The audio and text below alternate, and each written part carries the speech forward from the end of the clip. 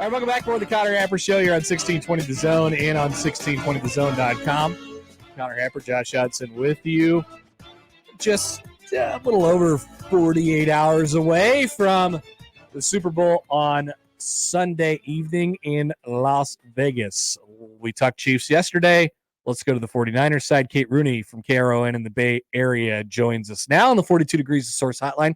Kate, hello. How are you? I'm doing well. Been in Vegas for about 72 hours, so I'm sure you guys know how that feels. That's but okay. Yeah. So that's not that bad. We had this discussion yesterday with basically your counterpart from Kansas City, and I don't know what the line is, but it's somewhere around where you're at right now. 4 days is probably a little bit too long.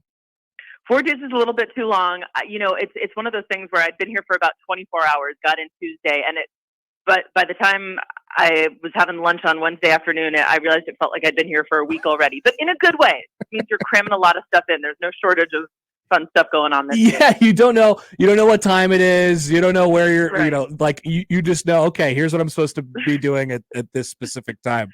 That was one of the things we talked about yesterday as well. Like, what's the setup been like for whether it's the media or just the events going on around the Super Bowl, and now we start to sort of transition into football? Like, how have you enjoyed the setup down there? It's been really great. The Strip is just so accessible. You can walk from casino to casino, and so that's kind of how it's set up here. The media hotels lead directly towards where the convention center and Radio Row are set up in Mandalay Bay. That's also where the fan experience is. So tons of people milling around in this area. And then there's a bunch of installations and activations and other things going on other various parts of the Strip. So I would say Wednesday night, yesterday morning is when you really started to really feel that buzz. That's when a lot of the players' families started to arrive in town as well, when a lot more fans started to arrive. But the setup is great. I'm really impressed. I feel like this is a wonderful city to have a Super Bowl in. Moving on to the football side, I guess, what has the team's reaction been, and even Brock Purdy's reaction been to all of the conversation about Brock Purdy for the last, really, it's basically been this entire season, but specifically right now as there's a giant spotlight on him? Like, how have they handled that entire thing, which is, for the record, getting a little bit overdone probably? Yeah, it's one of those things where when you have, they used to have the Super Bowl the week after the championship games, right? So now having 2 weeks, there's nothing to do but rehash the same storylines. And like you said, this one's been a storyline all season long. I think it's really interesting because from the minute Brock Purdy took over the starting reins, we've all kind of seen how stoic and calm he is. Nothing ever rattles him. He never really shows any emotion when he talks to the press. From my observations, that's kind of how he is in the locker room too. I'll see him laughing or goofing around with a teammate a little bit, but nothing over the top. And when we've asked him throughout the course of the season, his reaction to hearing from some of those pundits, reading from some of those headlines, he always seemed genuinely surprised. You get the impression that he just does not seek out any of that outside information at all. People don't relay it to him, and he laughed it off for the most part. He doesn't feel like that has anything to do with him, the way he prepares.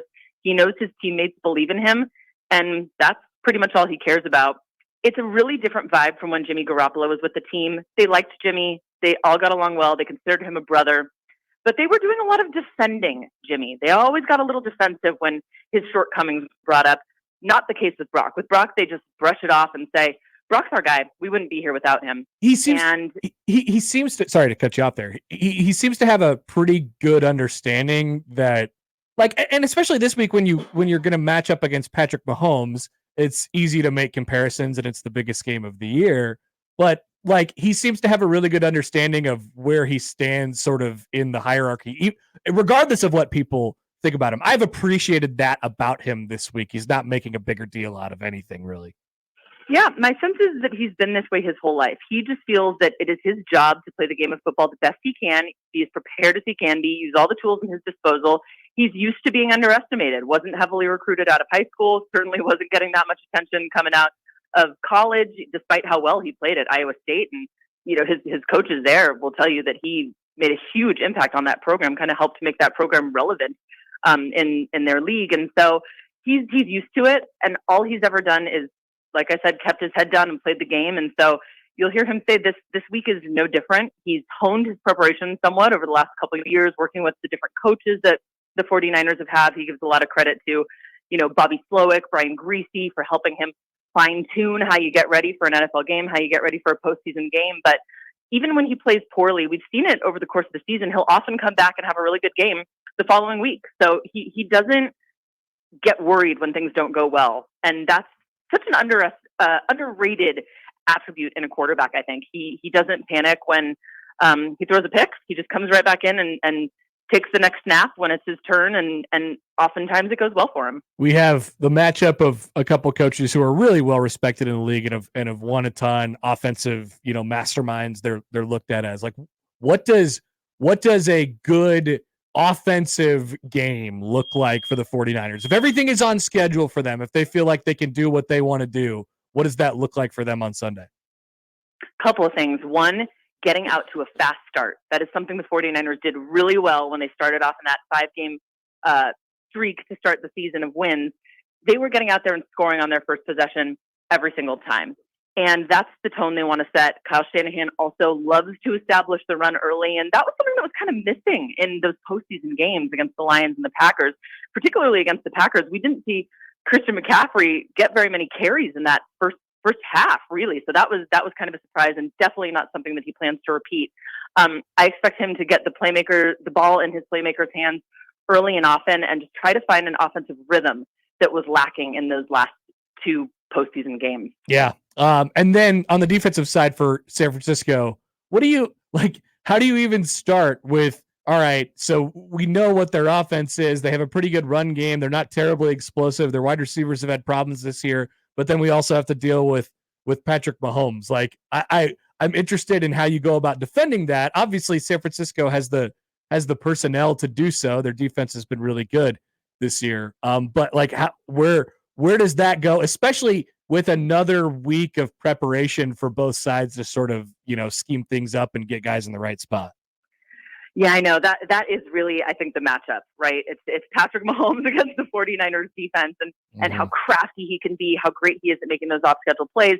And historically, the 49ers have not done so well against Patrick Mahomes in those situations. I think that they really believe that these are two different rosters, even from last season when they played the Chiefs and kind of got smacked at Levi Stadium. But it is all about that. It's about trying to force Patrick Mahomes into making those off-schedule plays, making that his only option, taking away Travis Kelce if they can, which is also another really tough task. But more so than that, I think it's on the incumbent on the 49ers defense to execute, to get to the ball, to set the edge at the defensive line. Their front seven has not been performing the way you would expect, and that is not, quite frankly, just not going to cut it. So they need to put forth a much more impressive effort than they have been doing of late. They need to have gap integrity up front, and those are all things that they've really struggled with. You don't have a prayer of stopping Patrick Mahomes if you can't do those kind of basic things on the defense. So it starts there, getting back to those fundamentals. Andy Reid and Kyle Shanahan are kind of similar in the sense that none of them are too interested in the trickery when it comes to their offensive playbook and their game plan. So I don't think you have to worry about that too much. It's really about fundamentals and execution. I know it sounds simple, but I believe that that's what it's going to come down to. It really is. It's really a simple football game when you kind of get into it and what the coaches are sort of all about. They're going to try and make it as complicated as they can in between, but it's kind of simple in the meantime. You mentioned something earlier and talking about how the Niners would love to get off to a fast start. I mean, it's a football game, but everybody, it's been specifically important for them this year. What has led to them maybe not getting off on the right foot so far in their two playoff games? And then, I guess what can they do to make that different coming up on Sunday? Well, I think it's a combination of things. One, I think both the Lions and the Packers came into the game hot, which is always helpful in the NFL postseason, and the Chiefs are certainly the hot hand right now. And they also came in with nothing to lose, right? Both those teams played with their hair on fire from the very first snap because they both exceeded expectations this season. And so when that's the case, you can kind of come out there and do whatever you think you have to do, play almost recklessly in a way, as aggressive as possible. And they tired themselves out a little bit, as you could see over the course of 4 quarters. But also, so that's one of the things the 49ers have to be prepared for, and not, kind of be on guard for, I guess you could say. And then the other thing is, again, I'm just going to kind of repeat myself here, but I think it goes back to really establishing the run. Christian McCaffrey just won the Offensive Player of the Year last night. Get him the ball. He was such a huge part of those early scoring drives that we saw early in the season, and he can do it almost single-handedly if you get the ball in his hands, right? So I expect that to be the method, and then with a healthy Deebo Samuel, a healthy Brandon Ayuk, and even though George Kittle has been limited in practice, he should be healthy too. I mean, they've got their full cadre of offensive weapons. I think Shanahan's going to mix it up and just try to make sure that they're getting a bunch of different looks that the Chiefs can't quite figure out early. Kate Rooney, KRON in the Bay Area. All right, Kate. Well, you got a couple more days to grind it out and get through a long week in Vegas, but we appreciate you doing this. Thanks for your coverage, and we'll talk to you next time. My pleasure. Great talking with you. Thanks for having me. That is Kate Rooney, KRON in San Fran, or the Bay Area, I suppose. Whichever you prefer. Hey, look, anytime we get someone on who's like actually in Vegas, or I'm just going to talk about Vegas every time. I just want to ask about Vegas. I want to see what's going on in Vegas. What's it like to spend a week in Vegas? You got the itch. I got maybe a little bit. Yeah, talking about it certainly gives me the itch. Watching all the coverage from the Super Bowl this week is certainly giving me the itch a little bit. Well, you're going to spend like the next month out there. So. We'll see. Yeah. I think so. I think that's the plan. Maybe we'll just stay out there for a little while. But like I said, I don't want to be there for 2 weeks in a row, but might have to at some point. Got to do what you got to do, right? I mean, we'll see. So I love that conversation at the start there, and then to finish with the what they do early, what both teams like to do early. It's something I want to get to, and we'll lay out some prop bets a little bit later on in the show. So I went back and I looked at how these teams have done on their first drives. There is a prop bet about first drives. Ooh. So San Francisco has scored, so they've played 17 plus 2, 19 games this year. And they, on those first drives, their first offensive possessions of the game, they've scored 9 touchdowns, 3 field goals. So they're scoring, 12 out of 19 times. And then they missed a field goal once, so got a field goal attempt, right? Got themselves in position. 2 turnovers, 1 fumble, 1 pick, and then they've only punted 4 times. Oh, no. The theory is both of these teams they have really good coaches, and especially when they're on script, right? It's tied 0-0, you're up 7, or you're down 7-0, basically. Those are the situations in which you're going to have your first possession or you're have a field goal in there too. Mm-hmm. Kansas City less successful on first drives this season. They've punted 8 times. They've kicked 6 field goals. They've missed 1 of them. So they've gotten themselves 7 field goal attempts and scored 4 touchdowns. So they've got 11 drives where they've had the opportunity to get points. But like I said, they've punted 8 times and they've turned the ball over once. Mahomes threw 1 pick. And they had, both teams have sort of gone through their ebbs and flows of their season. Are you playing well? Are you not playing well? But that's been a key for Kansas City in the playoffs. And it's been a key that has gone against San Francisco so far in the playoffs. So which version of that will we get on Sunday will be pretty interesting. I'll lay one prop out for you right here then. So either team to score a touchdown on the opening drive, either of them. Okay. Yes is plus 116. Given the stats that I just gave you, I think a touchdown by one of the 2 teams is pretty likely on our first drive of the game. Okay. On either one of their first drives. Now, earlier this week, I went FanDuel Sportsbook there. I bet on both first drives to end in a punt. Okay. So we're on opposite sides here. Plus 300. Okay. So you just went a little further odds. I mean, it's one drive after all.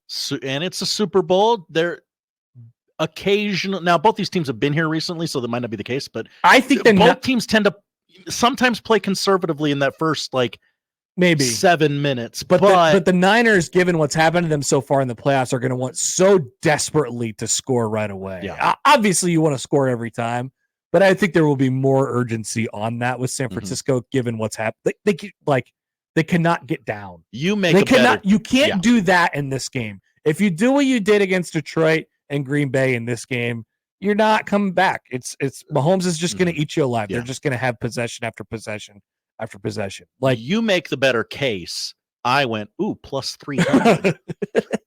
Ooh, look at that bright light. Big number. That's cool. Congratulations on saying the largest bleeping number. Thank you, Logan Roy. So we'll have some stuff on that a little bit later in the show, just with our props. We'll have some gap right after we talk to Steve Sipple